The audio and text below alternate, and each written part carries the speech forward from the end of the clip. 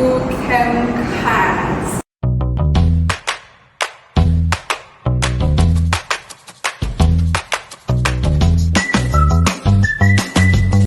I'm Chelsea and this are my co-hosts Kylie and Ed. Hey guys, excited to be here as always. Hello everyone! Today we are diving into something that sounds fancy but it's actually part of many everyday materials such as colloids.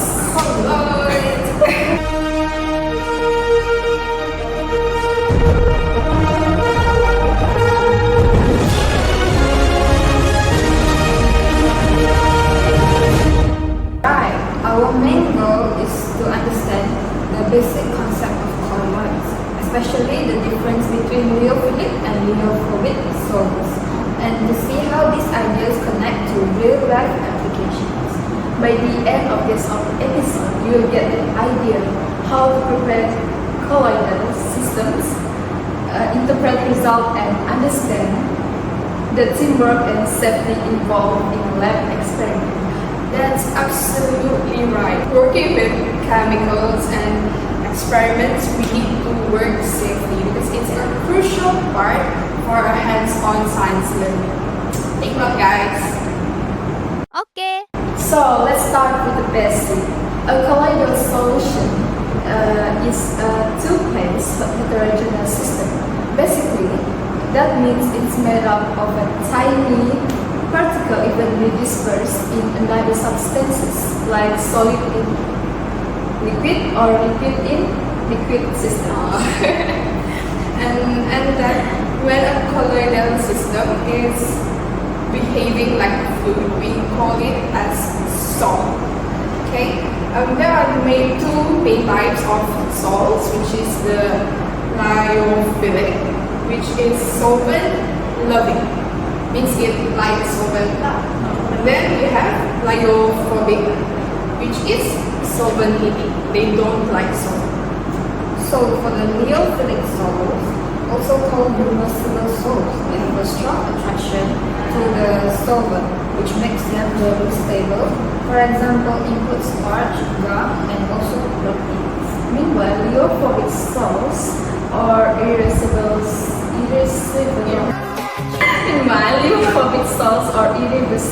salts don't have that attraction, so they are more like simple suspensions such as gold or silver salts, and they need special care to stay stable. And the stability of these salts depends on two factors, which is charge and solvation. Lyophilic salts stay stable because their particles are surrounded by solvent molecules, while for the Lyophobic salts, on the other hand, rely on electric charge on their particles to stay apart. That's exactly why Lyophobic salts are less stable, because when those charges are neutralized, coagulation will happen, which is when the particles they clump together and then they settle. Now let's look at a real-world example using shellac coating. Using shellac coating on wood to study colloids. Shellac is a natural resin dissolved in alcohol, forming a Lyophilic colloid. Right? Because shellac is a solvent-loving, so it's actually a Lyophilic.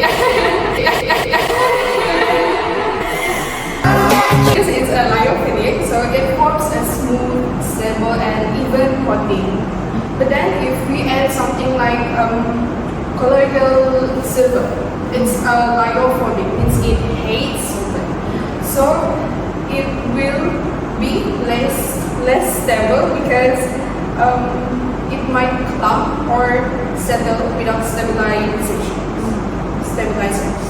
So this experiment not only shows differences between Lyophilic and Lyophobic salts, but also links to our practical use.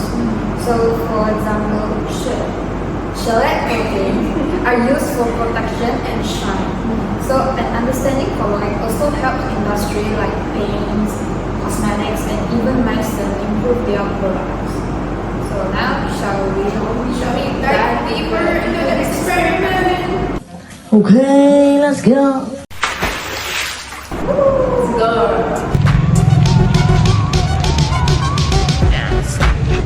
Assalamualaikum. So today I will talk about instrument and apparatus. So for clinical, we use shellac flake, starch, silver nitrate, ethanol, and wood sample. So for instrument, we use beaker 250 ml and watch glass and measuring cylinder.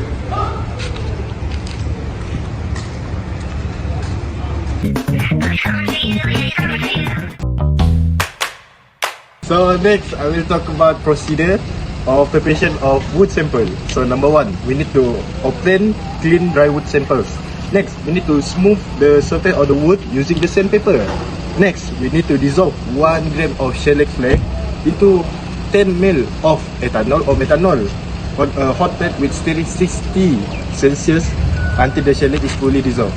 Next, we need to coat one set of wood sample with a layer of shellac by brushing a thin, even coat onto the surface. Allow the shellac to dry completely, typically 1 or 2 hours, depending on thickness or environmental conditions. Last but not least, after the final coat has dried, observe the surface of the wood shellac should be smooth, glossy film, then enhance the wood natural grain and provide a durable finish. In this part of the experiment, we will prepare a Lyophilic sole using shellac and starch. First, we weigh 1 gram of shellac flakes and dissolve it in 10 milliliters of alcohol, which is ethanol. The mixture is heated on the hot plate and stirred continuously at 60 degrees Celsius until the shellac is fully dissolved. Next, we slowly add about half to 1 gram of starch powder into the solution while stirring. If the starch doesn't dissolve easily, it can be pre-gelatinized by mixing it with a small amount of warm water before adding it to the shellac solution. We continue stirring until the starch is fully dispersed and the mixture becomes uniform and consistent. This step ensures that the Lyophilic sole is properly formed. Once the shellac starch mixture is ready, it is applied to the wood surface using a brush, depending on the desired finish. Finally, we observe the formation of colloidal particles under a microscope to confirm the successful preparation of the Lyophilic sole. Next, we move on the preparation of Lyophobic sole. First, we dissolve 1 gram of shellac flakes in 10 milliliters of ethanol on the hot plate with continuous stirring at 60 degrees Celsius until the shellac is fully dissolved, forming a transparent solution. Then we prepare a 0.01 molar silver nitrate solution by dissolving 0.017 grams of silver nitrate in 100 milliliters of distilled water. In another beaker, we prepare a 0.1% ascorbic acid solution by dissolving 0.1 grams of ascorbic acid in 100 milliliters of distilled water. Next, we heat the silver nitrate solution until it is near boiling and slowly add 1 milliliter of the ascorbic acid solution while stirring.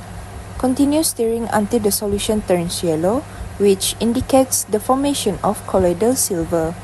Once both the colloidal silver and shellac solution are ready, we slowly mix the colloidal silver solution into the shellac solution while stirring continuously.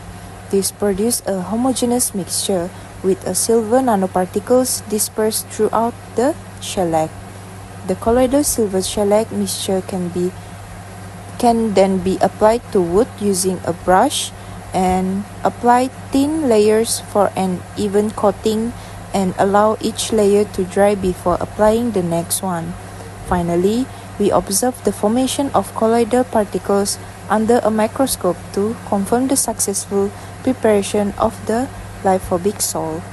And we're back! If you just joined us, we've been talking all about colloids, those tiny particles that make the difference in chemistry.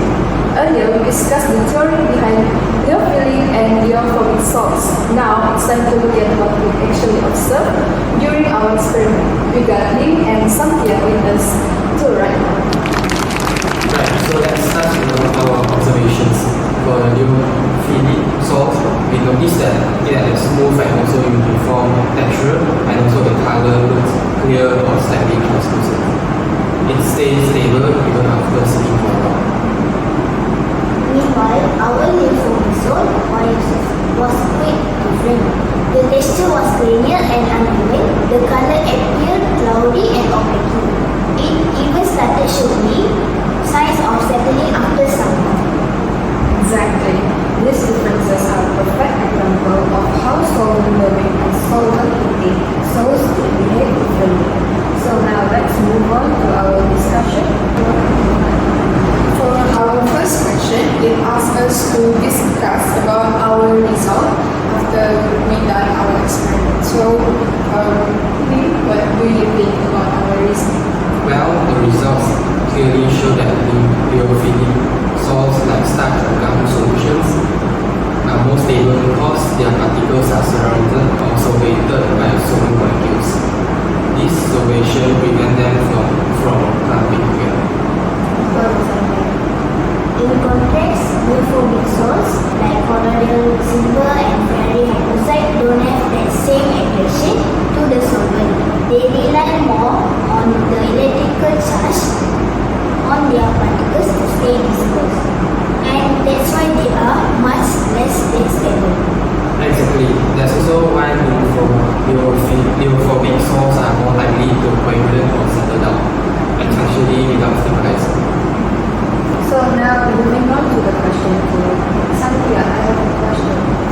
Why are surfactants important in colloidal chemistry, and how do they affect the behavior of colloids?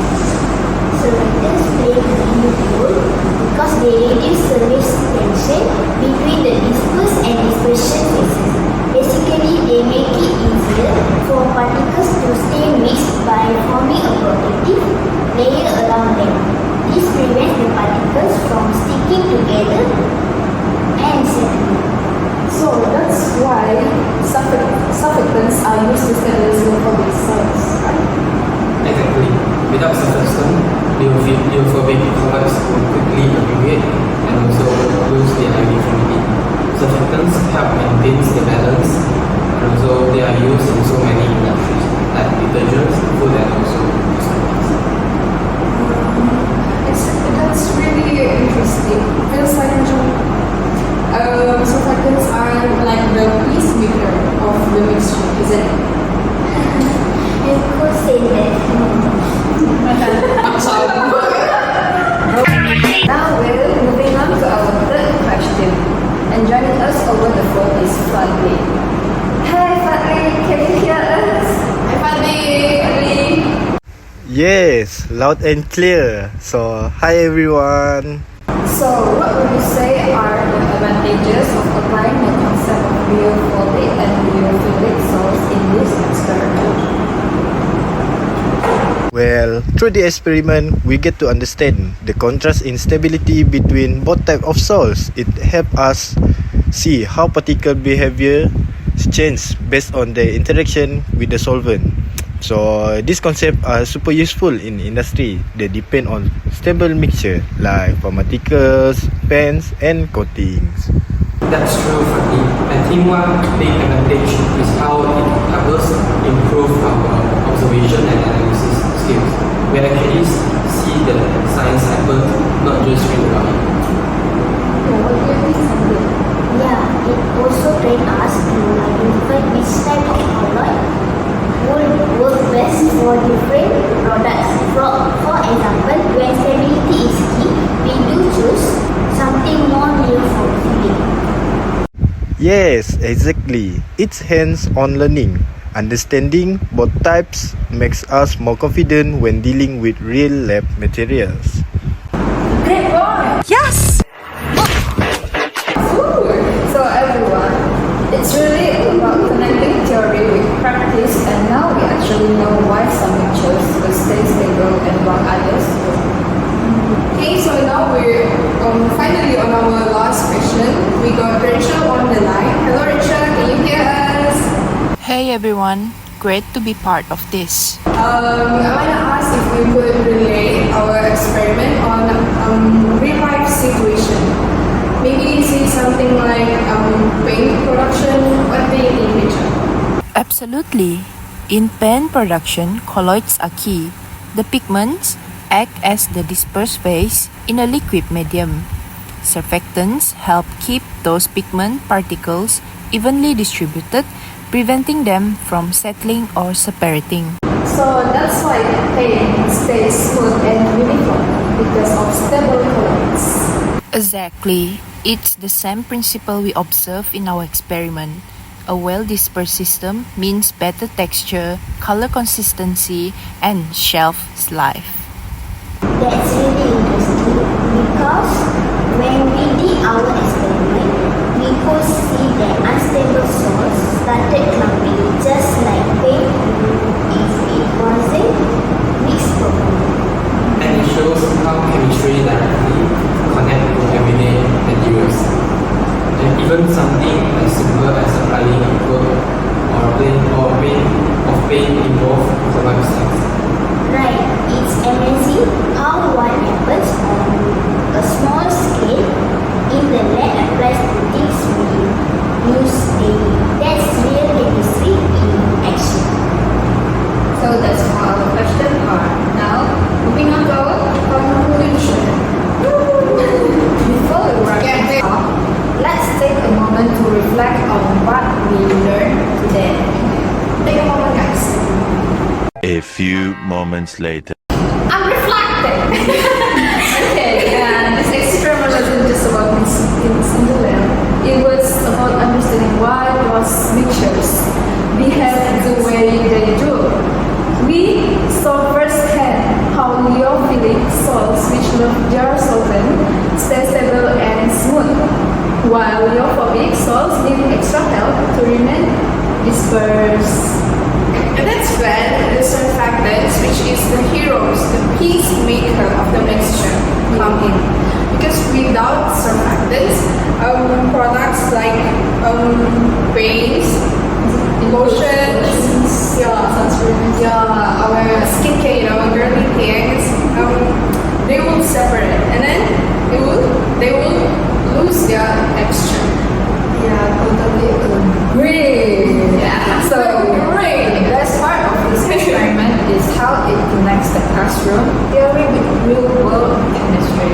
So from what we observe, we can now appreciate how industries rely on the same basic principle we just explored in our lab.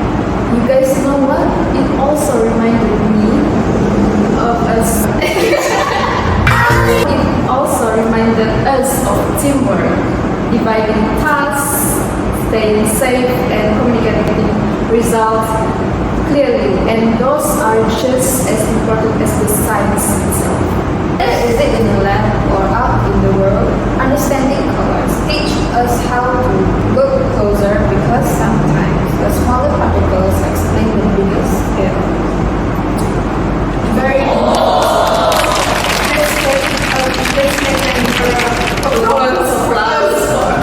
That is all from us today. Thank you for our lovely guests, Lynn and Santia, for being with us today, and everyone tuning in. Thank you for the support. Yes, and don't forget to thanks to Fadli and Rachel for tuning with us right